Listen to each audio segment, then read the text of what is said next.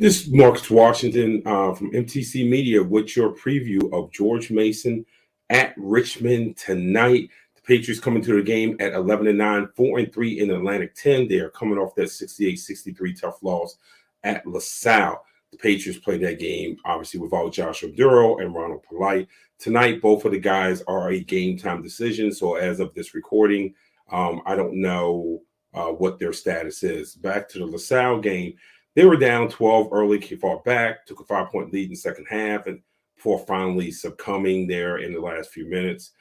Tonight's game with Richmond starts a back-to-back, almost NBA-ish, as Mason travels to Richmond tonight, and then the Spiders come to Eagle Bank on Wednesday. Richmond comes into this game. You know, they were one of the preseason really high picks in Atlantic 10. They come into this game with a 15-8 record and 6-4 record inside the Atlantic 10. They are on a 2-game winning streak. So now, you know, the Spiders are very, very experienced. I mean, talk about taking advantage of the super senior thing. They have done that, but they are led by Tyler Burton. The junior is averaging 17 points a game, 7.3 rebounds. But I want to tell you right now, in the principles, especially those Princeton-type principles that Mooney runs there at Richmond, the key is Grant Golden, the big man, who decided to come back for another season. Grant is averaging 14.7 points a game, but more importantly, he's averaging 21.3 points a game in the last 3 meetings with Mason, all wins by Richmond.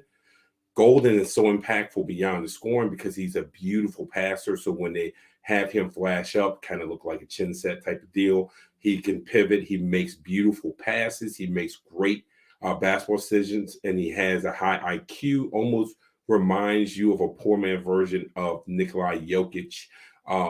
Not exactly someone like Nikola, but he does a lot of those same things for Richmond, and he is certainly a key for their success. Speaking of keys for Mason tonight, we're going to start it. Don't let LaSalle beat you twice. That was a game where some things did not go their way. You know, obviously, Coach English was removed in the last few seconds of that game as he got 2 technicals. They came into the game shorthanded. Defensively, they were awful. I mean, LaSalle shot 50%. They're awful defensively. So you don't let LaSalle beat you twice. You're on a 2-game losing streak after the tough loss at home to St. Louis. So you got to refocus. You're on the road against one of the better teams in the conference. So you got to put your best foot forward. Your defense must travel. As I said, LaSalle shot 52% for the game, 55% in the first half. Too many of those were paint touches, guys just getting to the front of the rim, just things that have not been typical of George Mason this season. It was just too easy for LaSalle. I don't care who was hurt.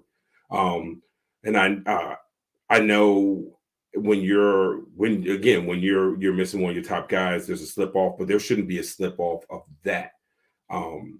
that magnitude, especially when your coach preaches about standards, and that wasn't George Mason's standards. Last but not least, it's the obvious one: health.